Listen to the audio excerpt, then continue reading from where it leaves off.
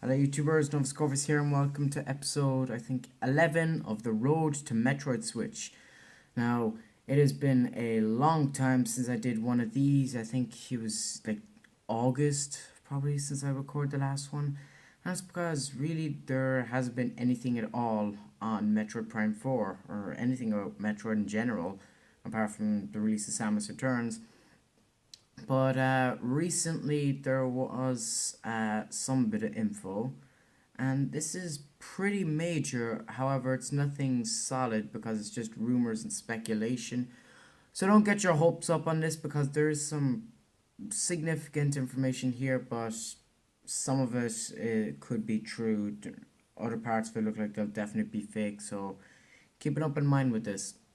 Uh, Before we start, for anyone who doesn't know, this is a series we talk about everything related to a new Metroid game on Nintendo Switch. And currently there is Metroid Prime 4 in development for Nintendo Switch, which was announced at E3 2017 back in June of this year. Um, so yeah, the last time I did an episode, I don't even know what episode it was because it's just been that long. It was like episode 10, I think, and I was just discussing gameplay or something, I don't even know. But anyway, let's get into the nitty gritty details. Um, Still, there's nothing on plot, of course. Although recently there was a website that popped up and they were talking about um, different stuff about upcoming Nintendo games, and they were talking about release dates and plots and certain games that were confirmed and stuff. One of the games I was mentioned on that website was Metroid Prime 4, which they said accordingly is being developed by the studio Bandai Namco, and a trailer for the game is scheduled to be shown to the public in a Nintendo Direct in January. So that's pretty big news right there. We have potential developers, Bandai Namco. I don't know anything about them, but they've done some Wii U games and I think said they were working on a top secret Switch game, so it makes sense that it could be Metroid Prime 4. I think they did Castlevania or something. I'm not sure. They worked on some other big stuff anyway. That's all we know about that. That was from a website that is kind of 50-50, so take that with a grain of salt. I'm choosing to believe it because it's all we got, and I want to believe that there's a trailer coming in January because that would just be a fantastic start to the new year to have Metroid Prime 4. Now, that was a pretty well known rumor that came out there in like October 27th something, or November, I can't remember.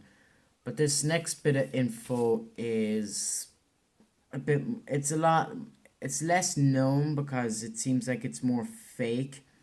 But I was looking around for Metroid Prime 4 info and I stumbled across this image of, for E3 2017, there was a list of games that were scheduled to be announced. And among those games was Metroid Prime 4.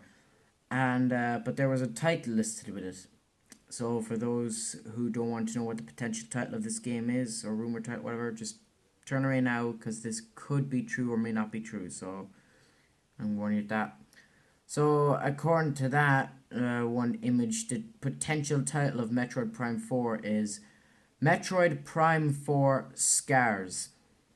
Now, that's a pretty cool enough title. It's odd, but I like it. Although I think it'd be cooler if it was called Scars of the Past, because that makes more sense. But from the word scars, you do get a sense of this personal story between Samus and Psylocke. So there is, from that point of view, it is possible that that could be the title. However, this sheet said that it was developed by Retro Studios, and they listed other games that were not announced at E3, such as Luigi's Mansion 3, which they called Sakashara Spirits or something like that. I don't even know if that's an actual thing. Luigi's Mansion 3 was actually one of the games I was hoping for this year, but didn't happen. There was also Mario Maker Deluxe, Smash for the Switch, which we now know is just a port from the Wii U. So yeah, the potential Metro Prime 4 Scars is a potential title, although out of that being an actual title, it has about, I'd give it a maybe a 5 to 10% chance. I would like if that was a title, but I don't know. As for the other information about the trailer and Bandai Namco developing the game, that is a lot more credit to. I mean, neither have proof, but this thing about the development of the trailer is from someone who supposedly had access to Nintendo archives or something. I don't know, but yeah, that seems more likely than Metroid Prime 4 Scars. But however, if there's a trailer in January already, that would lead me to some people seem to be thinking that we could see a late 2018 release, which I think would be extremely fast for this game. But I think Nintendo or someone recently did say that they're speeding quite quickly ahead with this game, so it's possible we may see a 2018 release. I'm still going for 2019, but I'm really hoping for 2018. And we know Metroid Prime 4 is not just going to be called Metroid Prime 4, because I believe I believe it said about the development and the trailer, they all said that the title of Metroid Prime 4 would be shown in January. So if it turns out to be Scars, it'll be quite interesting. Although I find it pretty funny that up to this point, all the rumors about Metroid Prime 4, like if you look at all the stuff that was going on with Retro, about the Prime ribs and all that, and everyone was excited for Metroid Prime 4 because we all thoroughly believed Retro were doing Prime 4. We thought Prime 4 was coming. And it was just funny in the end that it turned out Metroid Prime 4 was happening, but Retro not doing it. So therefore, all the rumors we believed were false, but the game still was shown to us in the end. Well, so I just found that pretty odd. It could be something similar here, but there's no legitimate source on that. What else? Yeah, I think that's about it.